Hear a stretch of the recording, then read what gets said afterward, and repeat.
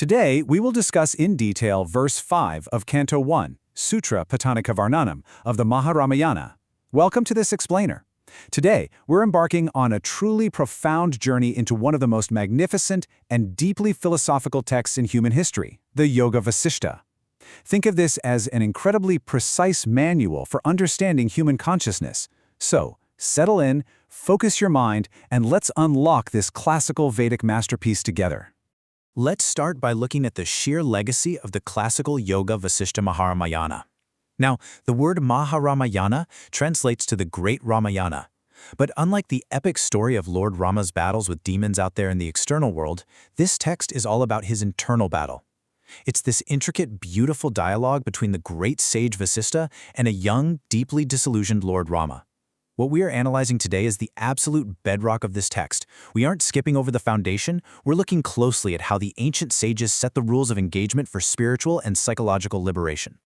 Here is a quick look at our agenda for today. We'll cover the narrative context, the literal Sanskrit meaning, the deep philosophical interpretation, how it ties into modern science and psychology, practical applications for your everyday life, and finally, our conclusion.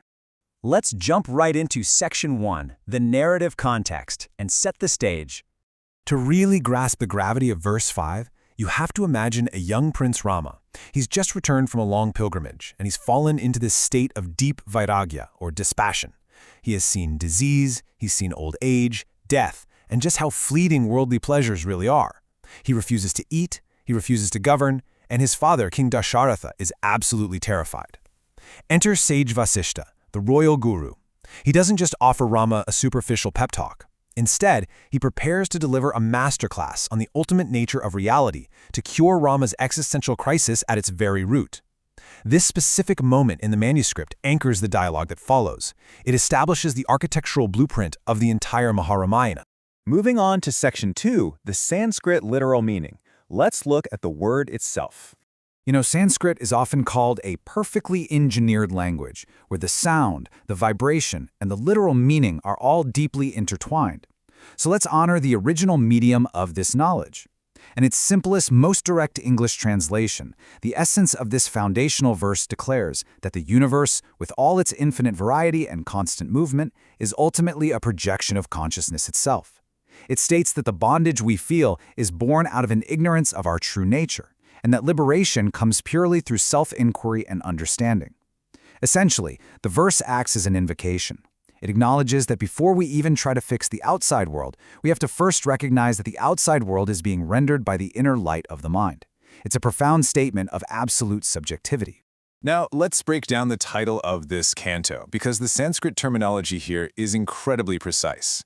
Sutra Patanika Varnanam. I know, it looks super intimidating, but let's parse it out. Sutra means thread. It actually shares the same roots as the English word suture. It refers to an aphorism, a concise rule or principle that holds things together. Patanika means laying down or establishing a foundation. And Varnanam means a detailed description or narration. So this entire first canto is literally the description of the laying down of the foundational threads. Before sage Vashistha builds this towering skyscraper of spiritual philosophy, verse 5 ensures the concrete foundation is poured flawlessly. All right, Section 3, deep philosophical interpretation. Let's get into the spirit of the text. The philosophy underlying all of this is Advaita Vedanta, the philosophy of non-duality. It basically posits that there's no actual separation between the observer and the observed. Everything is a single, unified field of consciousness, which is often referred to as Brahman. If we compare the literal narrative event with its spiritual significance, we start to see that Rama actually represents the individual soul, the jiva, who is getting completely battered by the illusion of the material world, what we call Maya. Vashistha, on the other hand, represents the guru principle, or awakened supreme consciousness. Verse 5 establishes that Rama's suffering isn't actually caused by the world itself, but by his mind's misinterpretation of the world. The physical events described here are really a metaphor for consciousness waking up to its own infinite nature. When we look at classical Sanskrit commentaries, like the Tatparya Prakasha, they act to decompress the highly dense code of these original verses. Specifically for verse 5, classical commentators emphasize the concept of Dristi Shristi Vada. This is the philosophical doctrine that perception itself creates the universe.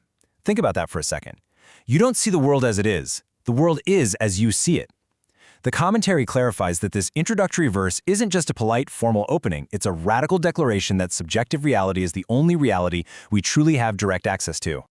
So I want to pause here and pose a question directly to you. How does your mind construct the reality you perceive? Think about it. When you're anxious, a crowded room feels threatening. But when you're joyful, that exact same crowded room feels festive and fun. The room literally didn't change at all. The projector, your mind, changed the film. This ancient verse is asking us to realize that we are the projector, not the screen. This brings us perfectly to Section 4, Modern Science and Psychology.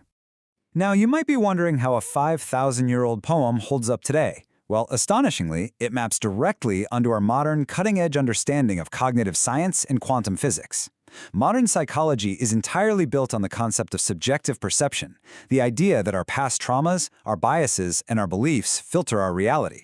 And physics gives us the quantum observer effect, which demonstrates that at a subatomic level, just the mere act of observing a particle changes its behavior. The ancient rishis were saying exactly this: consciousness influences matter. Plus, the concept of cognitive reframing and neuroplasticity, the proven idea that changing your thoughts physically changes the wiring of your brain, is literally just the modern medical application of what verse 5 is teaching. The verse warns against the illusion of external validation, pointing out that looking for permanent peace in a temporary, externally projected world is, well, mathematically impossible. This is exactly where East meets West. Look at this table. The ancient Vedic concept of chitta, which is that endless, exhausting mental chatter that plagued Lord Rama, is exactly what neuroscientists today call the default mode network, or DMN. It's that brain network that fires up when we are ruminating about the past or worrying about the future. What the ancients called Maya, the great illusion, is studied in psychology today as cognitive biases, those mental shortcuts that completely warp our perception of objective reality.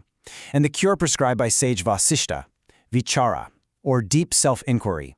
Today, clinical psychologists teach this exact same concept as metacognition, the ability to think about your own thinking, to observe your thoughts without getting tangled up in them. Human psychology hasn't changed a bit, we just have different vocabulary for the exact same profound truths. Let's move to Section 5, Practical Life Application. Let's put this into practice. Because, let's be honest, philosophy without practice is just intellectual entertainment.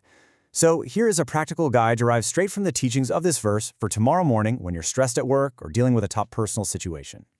Step 1. Observe your mental conditioning without an immediate reaction. When anger or anxiety pops up, just pause. Treat it like a weather pattern passing through the sky of your mind, rather than identifying as the storm itself. Step 2. Question the objective reality of your immediate stressors. Is that tight deadline actually a literal threat to your existence, or is your chitta magnifying it through the lens of Maya? And step 3. Anchor your awareness in the constant observer, not the fleeting emotion. You are the awareness experiencing the stress. You are not the stress itself. Find that quiet, observing presence within you. That is your inner Vasistha. This brings us to a really fundamental maxim. True clarity comes from disciplined inquiry, separating the observer from the observed. This right here is the absolute essence of practically applying verse 5. Mental peace isn't about changing the world around you to perfectly suit your preferences. We all know that's impossible. Mental peace is achieved by realizing that the you who is observing the world is completely untouched by the chaos. This separation is the ultimate goal of the Yoga Vashistha. Which leads us to Section 6, our conclusion and a look at the next verse.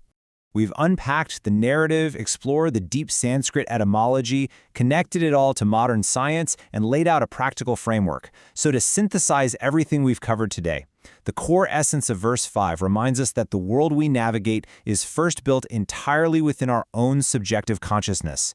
Before you can interact with a physical object, a person, or a situation, it must first be rendered by your own mind. By taking responsibility for our inner state, our inner projector, we instantly reclaim our power over our external experience. This is the ultimate empowerment taught by these classical Vedic texts. But, of course, our journey is far from over. Verse 5 has laid the foundational thread, the Sutra Patanika, establishing that the mind is the architect of reality. But logically, what happens next? Well, as we master this understanding of the subjective mind in verse 5, the upcoming verse 6 is going to push us even further. It will challenge us to take this deep philosophical understanding and apply it directly to our most stubborn attachments and fears. It's going to be an incredible continuation of Sage Vasistha's masterclass, and you won't want to miss it. On behalf of the Vedmata AI family, it is our humble request that if you found our presentation informative, please share our video as widely as possible so that the authentic knowledge of Indian Vedic texts can reach the masses. Come, let us all participate in this sacrifice of knowledge. Har Har Mahadev.